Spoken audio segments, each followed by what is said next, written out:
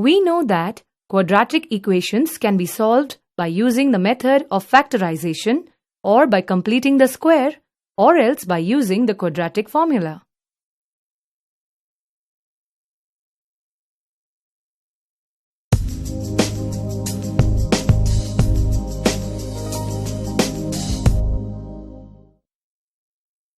But what if the equation given is not in the form of a quadratic equation?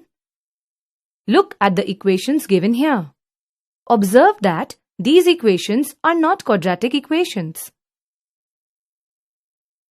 However, we can reduce them to quadratic form by appropriate substitution.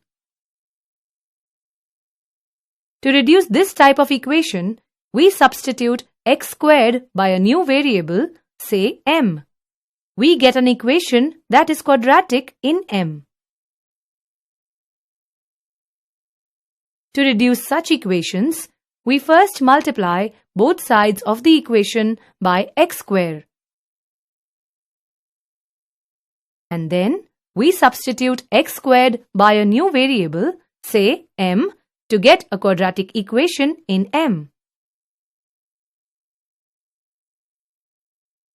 To reduce this kind of equation, we first substitute ax squared plus bx by a variable, say m.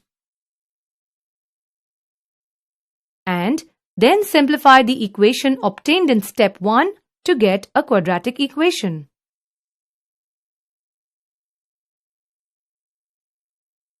To reduce such type of equations, we use the following identity.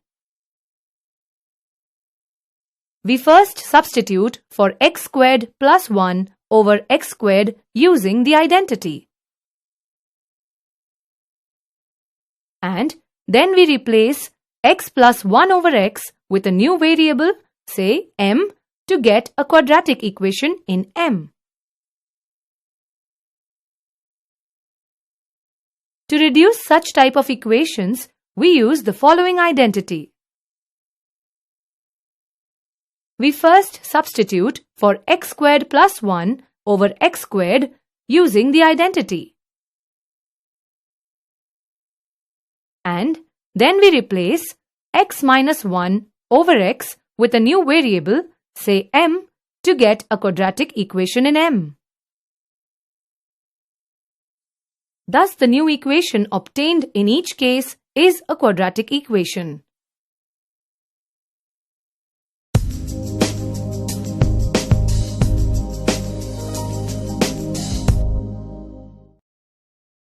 Solve the given equation. Observe that the given equation is not in quadratic form, but we can reduce it to quadratic form by substituting x squared as m. Now, we can solve this equation by the method of factorization. On substituting m as x squared, we get the value of x as plus or minus square root of 2 and plus or minus square root of 3. These are the required roots of the given equation. Let us now see another example. Observe that the given equation is not in quadratic form, but we can reduce it to quadratic form by substituting x squared plus x as m. Now, we can solve this equation by the factorization method. On substituting back m as x squared plus x, we get the two quadratic equations. Now, on solving the first equation, using the quadratic formula, we get the value of two roots of the equation. Similarly, on solving the second equation, using the quadratic formula, we get another two roots of the equation.